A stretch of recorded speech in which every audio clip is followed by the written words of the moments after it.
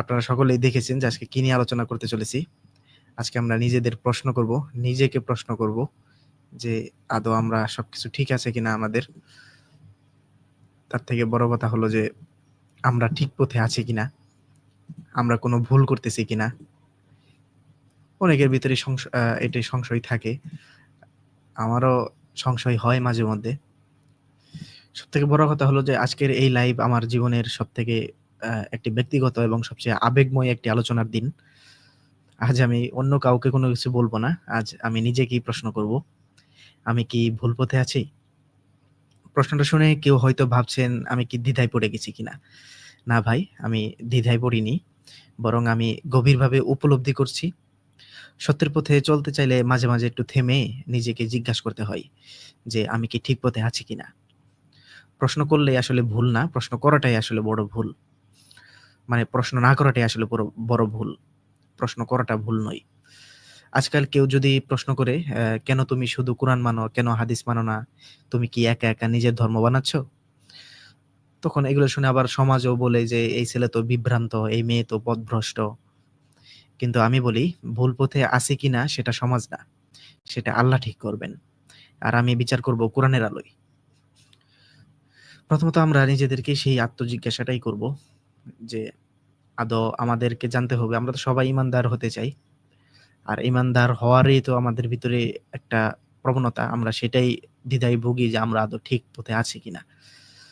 তো আমরা প্রথমে যদি সূরা হাশরের সেই 18 নম্বর আয়াতটিতে চলে যাই, আপনারা দেখতে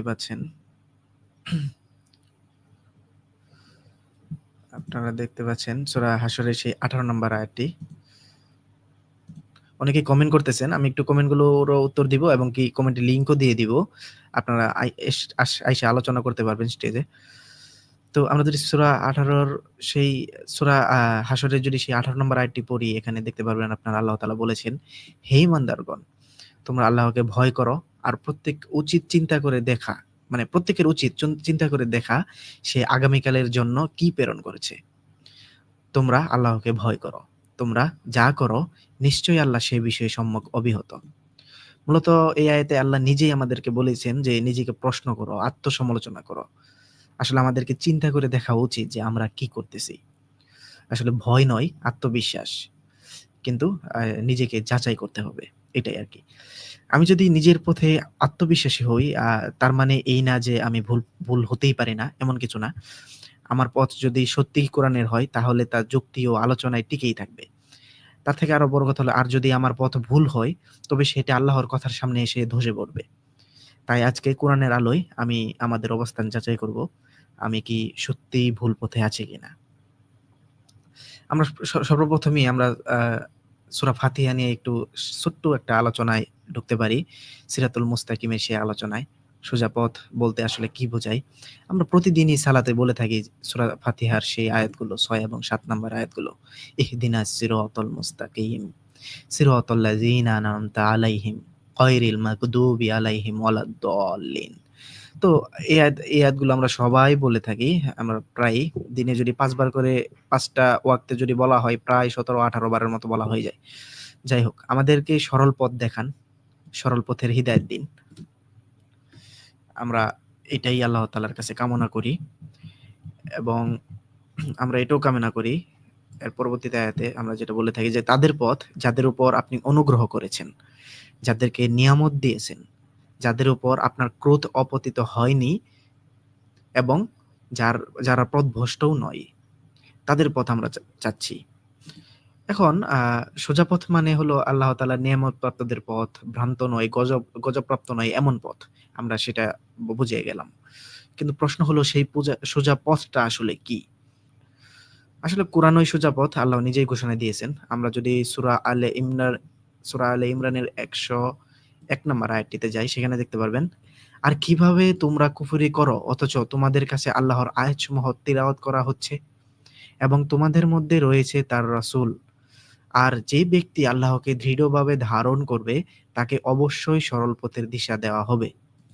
অর্থাৎ আল্লাহকে দৃঢ়ভাবে ধারণ করলেই আমরা সরল পথের দিশা পাবো। আল্লাহ তাআলা সেটা আমাদেরকে প্রতিশ্রুতি দিয়েছেন। আর মানে আরো যদি আমরা সূরা আনামের 153 নম্বর আয়াতটি যদি দেখি, সেখানে আল্লাহ তাআলা বলতেছেন, আর আমি আর এটা তো আমার সোজা পথ, সুতরাং তোমরা তার অনুসরণ করো এবং অন্যান্য পথ অনুসরণ করো না, তাহলে তা তোমাদেরকে তার পথ থেকে বিচ্ছিন্ন করে দেবে। এগুলো তিনি তোমাদেরকে নির্দেশ দিয়েছেন যাতে তোমরা তাকওয়া অবলম্বন করো। অর্থাৎ এই কোরআন হলো আল্লাহ তাআলার সোজা পথ। এই কোরআনই আল্লাহ তাআলার সোজা পথ। অতএব সোজা পথের সংজ্ঞা কি? আল্লাহর পথ সমান সমান কোরআনের পথ। তো হুদা মানে পথ নির্দেশ, আমরা সেই আয়াত সূরা ফাতিহাতে পড়ে আসছি, হুদাল লিল মুত্তাকিন।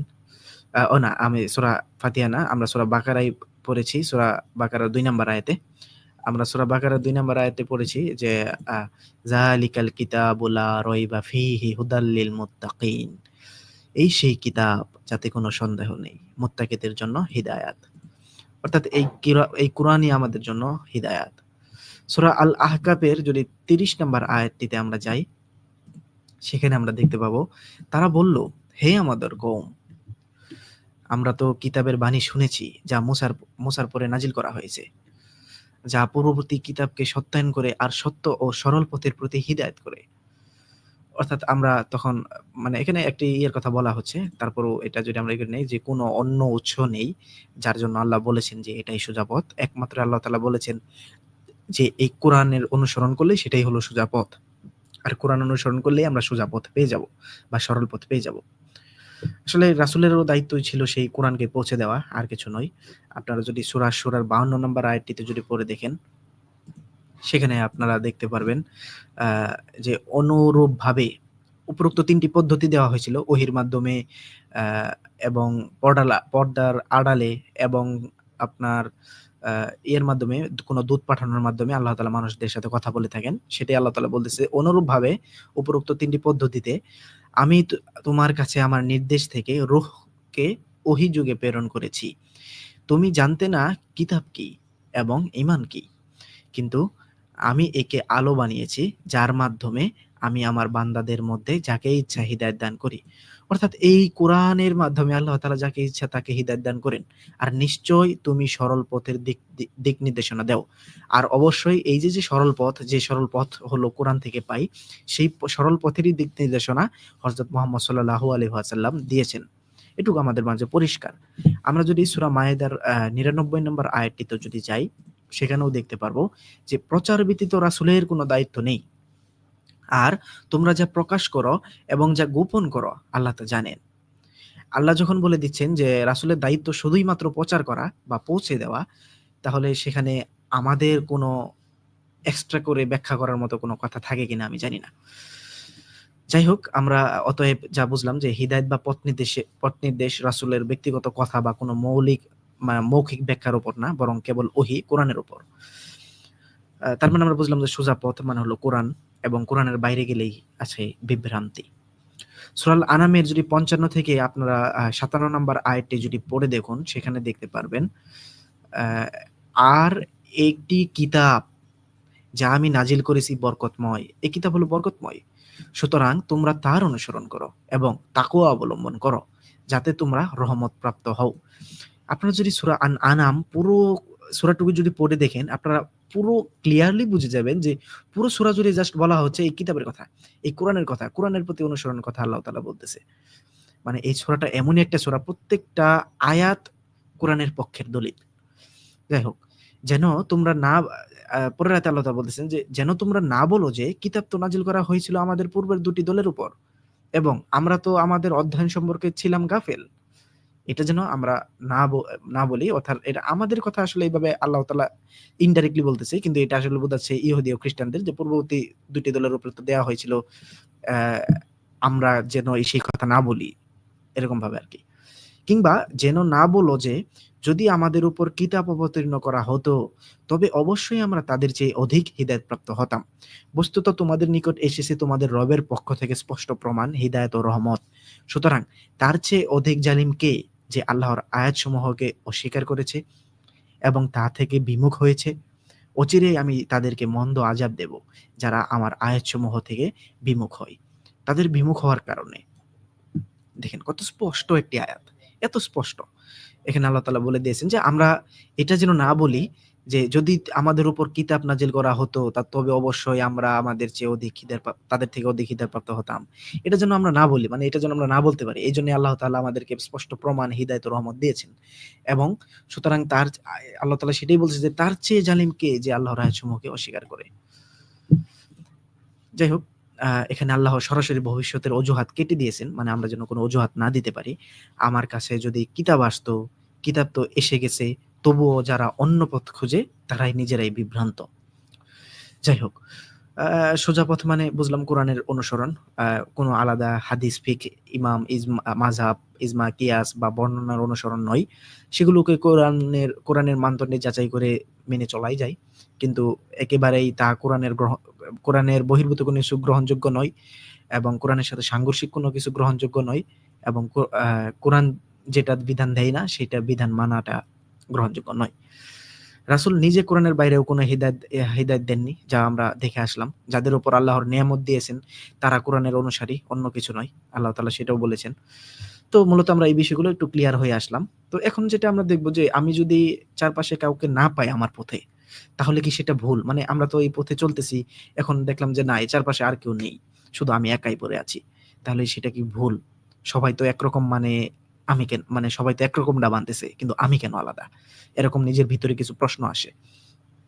আসলে সত্যের পথে সবসময় মানুষ একা থাকে। যদি আজকে তুমি একা হয়ে যাও, তাহলে তুমি একমাত্র একা না, বরং সব যুগে যারা সত্যকে গ্রহণ করেছে তারা শুরুতে একাই ছিল। চলুন আমরা সূরা আনআমের ১১৬ নাম্বার আমরা আয়াতটি একটু পড়ে আসি। এখানে আল্লাহ তাআলা বলেছেন, আর যদি তুমি যারা জমিনে আছে তাদের অধিকাংশের আনুগত্য করো, তবে তারা তোমাকে আল্লাহর পথ থেকে বিচ্যুত করে ফেলবে। তারা শুধুমাত্র ধারণার অনুসরণ করে এবং তারা শুধু অনুমানই করে। আমি বললামই, সূরা আনআম এমন একটি সূরা, প্রত্যেকটা আয়াত কোরআনের দিকে ইঙ্গিত করে, কোরআনের দিকে ফিরে যাওয়ার জন্য আহ্বান করে। মানে আমি খুবই বিস্মিত হয়েছি এই সূরাটি যখন পড়তেছিলাম। যাই হোক, আমরা যদি এইখান থেকে যা বুঝলাম যে আপনি আসলে একা নন। আপনাদের মতো আসলে অনেকেই থাকতে পারে। আর আল্লাহ তাআলা এখানে একটা আমাদেরকে আশ্বাস দিয়েছেন যে অধিকাংশ মানুষের অনুসরণ করা যাবে না। এই আয়াতটি যারা কিন্তু পুরোপুরি ইজমা, যে মতবাদটা, ইজমা নামে যে একটা ফিকহের আ টপিক দাঁড় করানো হয়েছে, যে পুরো ইয়ের মধ্যে, মুসলিম বিশ্বের মধ্যে মুসলিম স্কলারদের, আলেম-ওলামাদের ঐক্যমত, যে এটার প্রতি সবাই মত দিয়েছে, সেটাকে আমরা বিধান হিসেবে নিয়ে নিই ইজমা দ্বারা। সেটাকে বলা হয় ইজমা। তো এই আয়াত দ্বারা কিন্তু স্পষ্টতই ইজমাকে আল্লাহ তাআলা বয়কট করে দিয়েছে। ইজমা বলতে আল্লাহর কাছে কোনো কিছু গ্রহণযোগ্য নেই।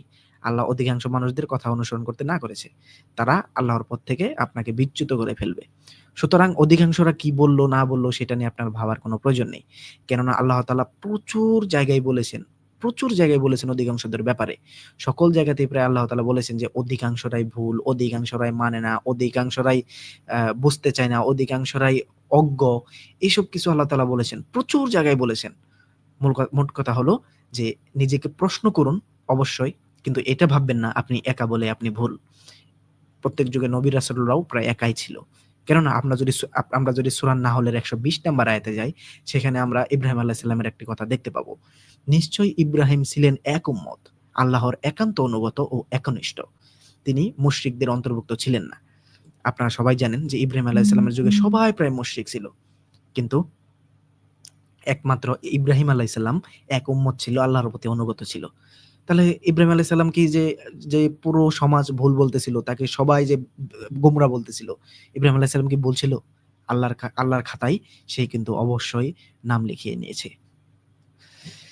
যাই হোক, সে তো এগুলো থেকে আসলে শিক্ষা, আল্লাহ তাআলা এগুলোকে নিদর্শন বানিয়েছেন। আল্লাহ বলেছেন যে এগুলোর প্রতি তোমাদের নিদর্শন আছে, পূর্ববর্তী নবীদের কাহিনী। এগুলো শিক্ষা আমাদের জন্য।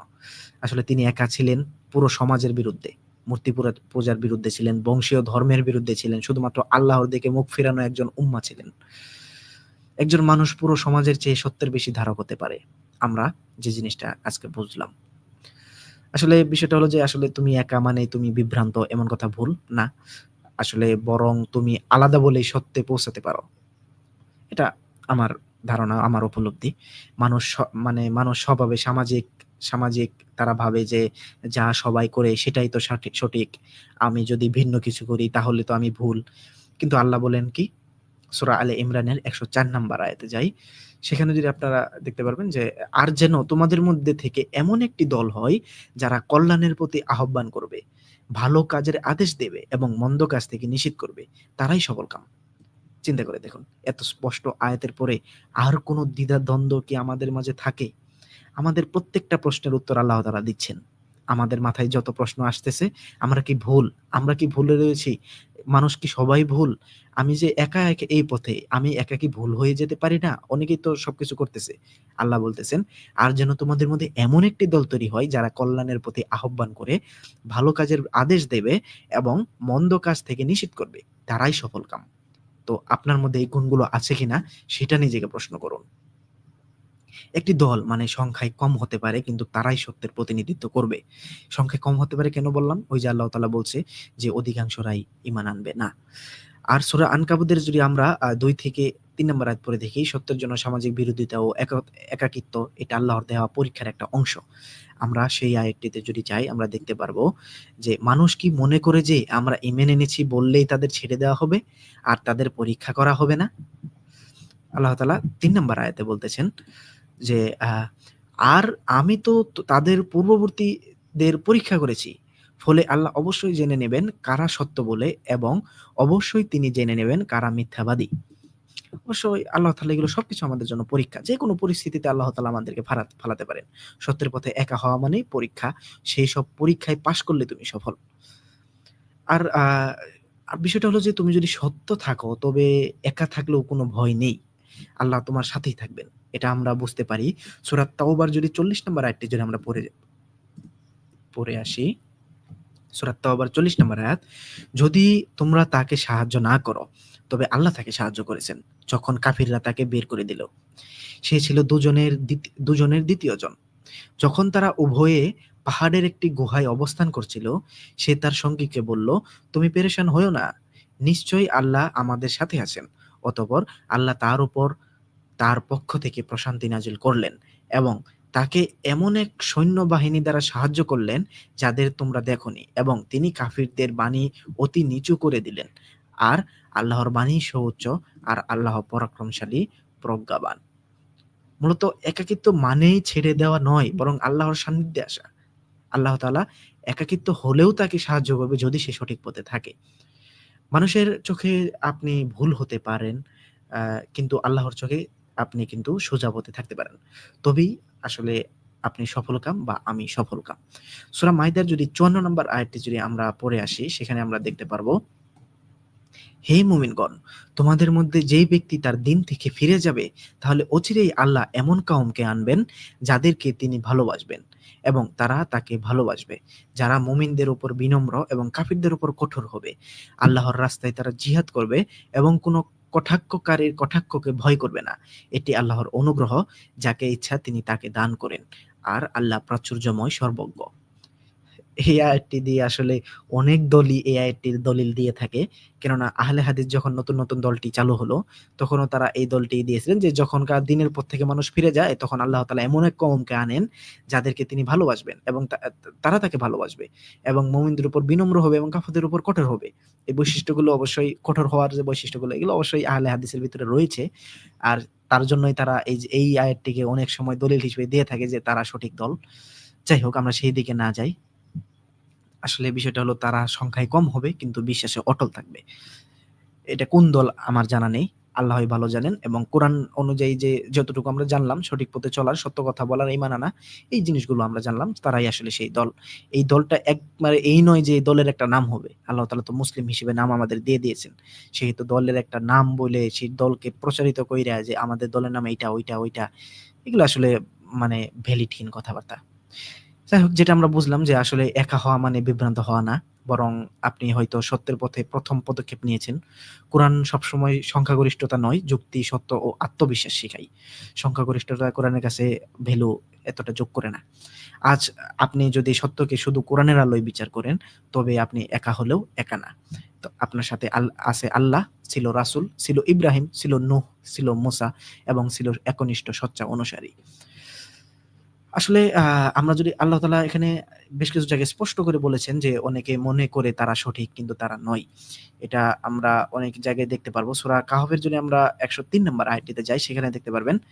এখানে আমরা ১০৩ এবং ৪ আয়াতটি পড়ে দেখব যে, "বলো, আমি কি তোমাদেরকে এমন লোকদের কথা জানাবো যারা আমলের দিক থেকে সবচেয়ে বেশি ক্ষতিগ্রস্ত?" তারা আমলের দিক থেকে সবথেকে বেশি ক্ষতিগ্রস্ত। কারা সেই লোক দুনিয়ার জীবনে যাদের চেষ্টা ব্যর্থ হয়ে গেছে, অথচ তারা মনে করেছে তারা ভালো কাজই করেছে। অর্থাৎ ভালো কাজ করেছে এটা মনে করা মানে, ভালো কাজ করতেছে এটা মনে করা মানে আল্লাহর খাতায় যে ভালো কিছু বা আমরা ভালো হয়ে গেলাম এমন কিছু না। হয়তোবা আমাদের ভালো কাজ করাটাও চেষ্টাটাও ব্যর্থ হয়ে যেতে পারে। আল্লাহ তাআলা এটাই বুঝিয়েছেন। এটা শুধু আপনার আমার ক্ষেত্রে প্রযোজ্য নয়, এটা সকলের ক্ষেত্রেই প্রযোজ্য। তো ভয়ংকর আয়াত এটা। তারা ভাবে আমি তো নামাজ পড়ি, দাড়ি রাখি, হাদিস মানি, দিন পালন করি। কিন্তু আল্লাহ বলেন তারা সবচেয়ে ক্ষতিগ্রস্ত। কারণ তারা ভুলকে ঠিক মনে করে করছিল। যাই হোক এখানে আ নামাজ পড়া, দাড়ি রাখা, হাদিস মানা এইসব আসলে বিষয় না। মুখ্য বিষয় হলো যে কোরআন বহির্ভূত কিছু করা। কোরআন বহির্ভূত আপনি হাদিস থেকে বাইরেও কিছু করতে পারেন কোরআন বহির্ভূত। সেটা কি আমরা হাদিসকে দোষারোপ দিতে পারি? না।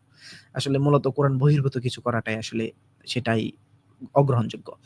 তো ভুল পথে থাকা মানুষের প্রধান বৈশিষ্ট্য এটা হতেই পারে মানুষের মধ্যে। তারা আল্লাহর কিতাব ছেড়ে দেয়। এটা একটা প্রধান বৈশিষ্ট্য। কেন বললাম? আমরা যদি সূরা ফুরকানের ৩০ নম্বর আয়াতটি যদি পড়ে দেখি, এখানে আপনারা দেখতে পারবেন যে রাসূল সাল্লাল্লাহু আলাইহি ওয়াসাল্লাম হাসরের ময়দানে বলবেন যে, আর রাসূল বলবে, "হে আমার রব! নিশ্চয়ই আমার কওম এই কুরআনকে পরিত্যাজ্য গণ্য করেছে।" চিন্তা করে দেখুন, কত ভয়ংকর আয়াত। মানুষ কোরআনকে অগ্রাধিকার দেয় না। তারা হাদিস, ইমাম, মাযহাব, ফতোয়া মানে। কিন্তু কোরআনের আয়াত বিশ্লেষণ করে না, অনুসরণ করে না। এই পরিত্যাগই বিভ্রান্তির শুরুর লক্ষণ। কোরআনকে পরিত্যাগ করা যাবে না। আগে কোরআনকে মনের ভিতরে দৃঢ়ভাবে ধারণ করতে হবে। তারপরে নয় কোরআন দ্বারা অন্যান্য কিছুকে যাচাই করা শুরু করে দিবেন। যখন আপনি কোরআনকে পরিপূর্ণভাবে বোঝা শুরু করে গেছেন। ভুল পথে থাকলে মানুষ দলবদ্ধ হয়ে পড়ে। তারা একমাত্র কোরআনের উপর দাঁড়ায় না। এটাও একটা বিষয়। এটা আমরা জানতে পারবো সূরা রুমের ৩২ নম্বর আয়াত থেকে। আমরা যদি সেই সূরার ৩২ নম্বর আয়াতটি দেখে আসি, সেখানে আমরা দেখতে পারবো যে, যারা নিজেদের দিনকে বিভক্ত করেছে, আবার পড়ি যে, যারা নিজেদের দিনকে বিভক্ত করেছে এবং যারা বিভিন্ন দলে বিভক্ত হয়ে গেছে, তাদের অন্তর্ভুক্ত হয় না। প্রত্যেক দলই নিজেদের যা আছে তা নিয়ে আনন্দিত। চিন্তা করে দেখুন। আল্লাহ আসলে কত ভাবে যে কোরআন শরীফে দিয়ে রাখছে। এই এই দলিলগুলো প্রত্যেকটা দলই দিতে পারে। প্রত্যেকটা মাযহাবের লোকেরা দিতে পারে।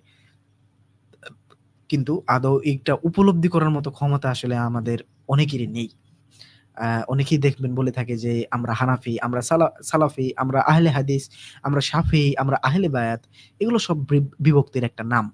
সত্যের পথে বিভক্তি নেই, শুধু কোরআনের ঐক্য আছে। অর্থাৎ যদি কেউ একটা ভাগ করে ফেলে আপনি ধরেই ফেলতে পারবেন। কোরআনের কথা হলো যে ঐক্য থাকতে হবে। সেহেতু যেই ঐক্য নেই তাকে আপনি কোরআন অনুসারী বলতে পারেন না। সে আহলে কোরআন হোক, আহলে কোরআন না হোক, আবার আহলে বায়াত হোক, আহলে হাদিস হোক, যেই থাকুক না কেন। যেই ঐক্য থেকে বের হয়ে গেছে তাকে আপনি কোরআনের অনুসারী বলতে পারেন না কোরআনের এই আয়াত অনুযায়ী। কারণ দলে, দলে বিভক্তি হওয়া আমাদের কাজ নয়। সূরা মাইদাতেও এই আয়াতটি রয়েছে।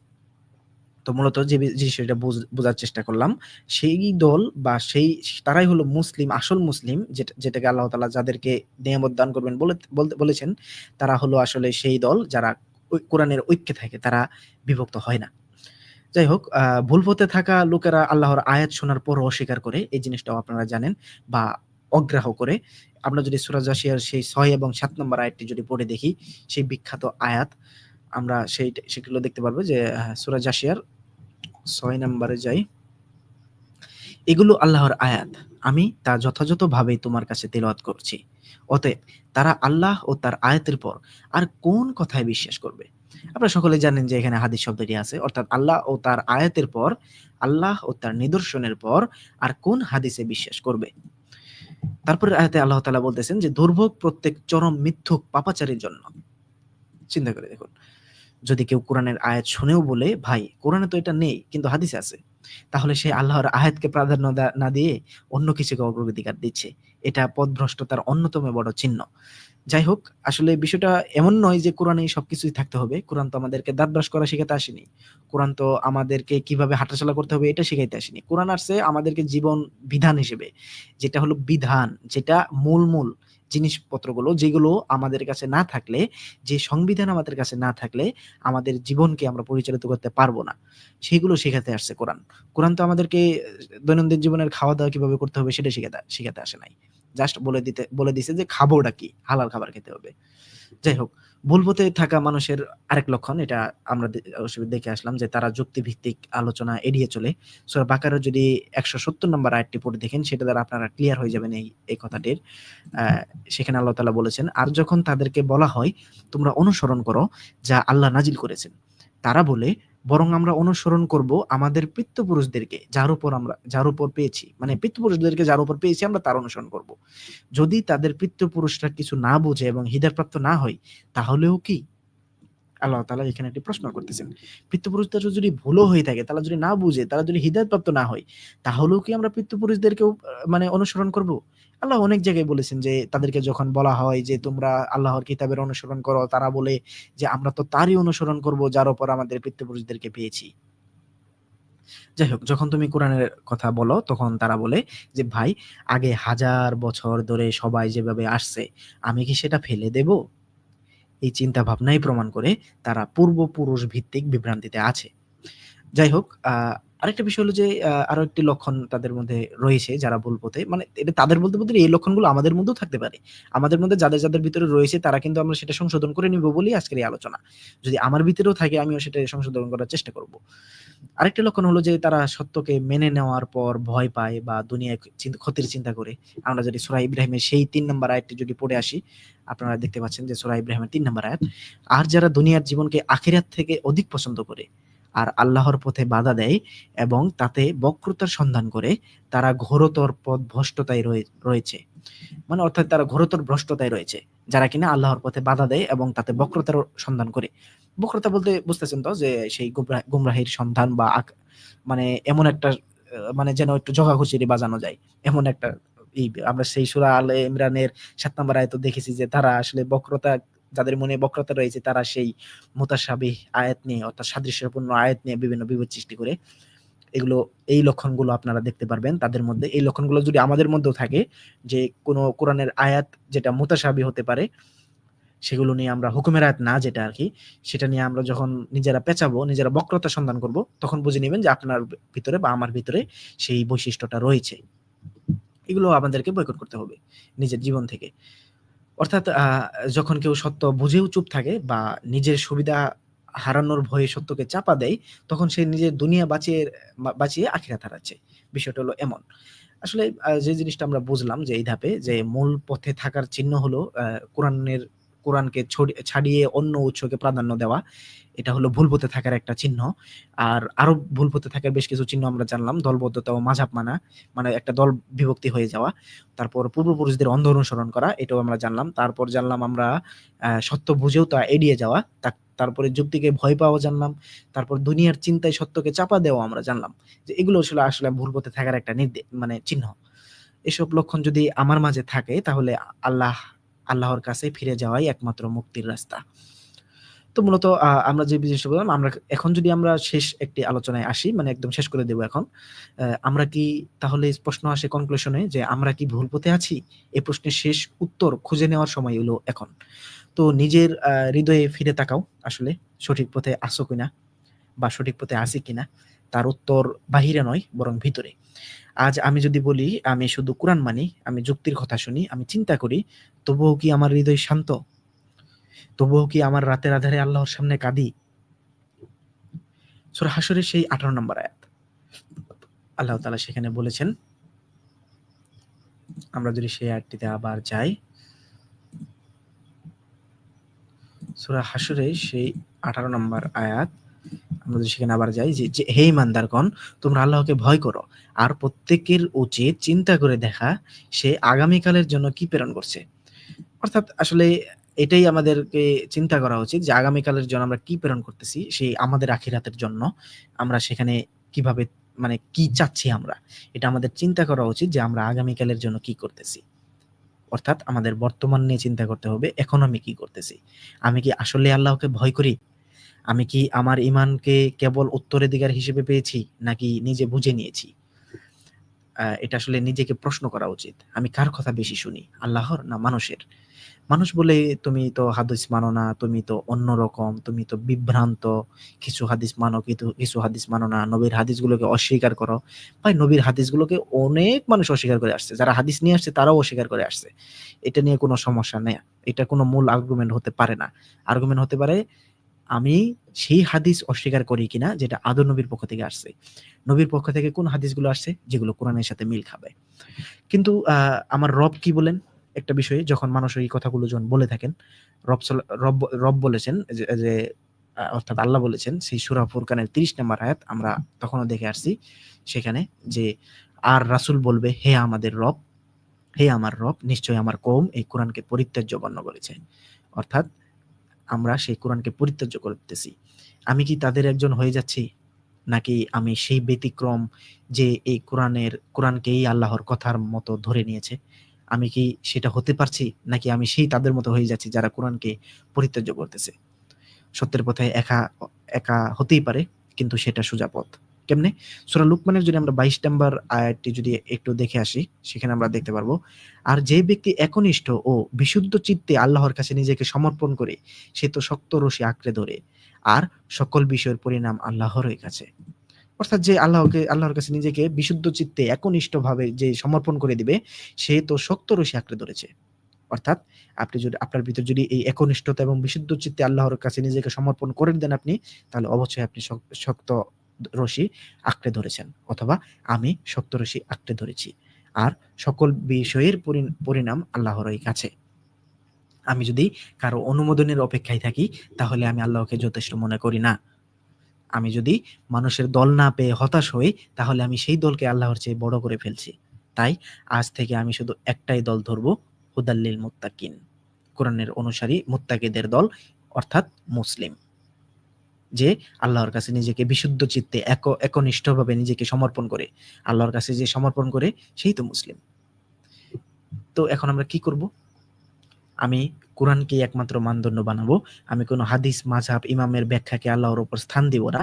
আমি প্রতিদিন নিজেকে প্রশ্ন করব, আজ আমি কতটুকু আল্লাহর আয়াত অনুসরণ করলাম? কারণ আমি ভুল হতে পারি, কিন্তু কোরআন কখনো ভুল হয় না।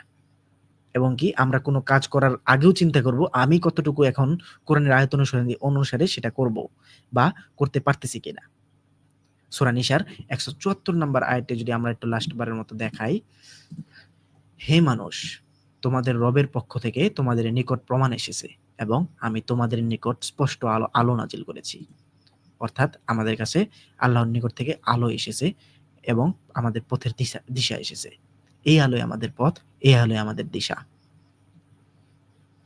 আমি যদি ভুল পথে থাকি, তবে আল্লাহর আয়াতের আলোয় আমি সোজা পথে ফিরে আসতে চাই। আমি কারো মুখ দেখে, কোনো দলের ভয়ে অথবা কোনো বইয়ের কারণে পথ ঠিক করব না। আমি আল্লাহর কথা শুনবো শুধু তার, কোরআনের মধ্য দিয়ে। আমি শুরু করেছিলাম এক প্রশ্ন নিয়ে, আমি কি ভুল পথে আছি? এখন উত্তরটা আমার নিজের বা আপনার নিজের। আপনি যদি কোরআনের আলোয় নিজেকে যাচাই করেন, তবে আল্লাহর পথে আছেন। আর যদি আপনি শুধু মুখে বলো কিন্তু অনুসরণ করেন না, অর্থাৎ মুখে বলেন কিন্তু অনুসরণ করেন না, তবে সত্যিই চিন্তা করুন আপনি কোথায় আছেন বা আমি কোথায় আছি। ধন্যবাদ সবাইকে। সালামু আলাইকুম।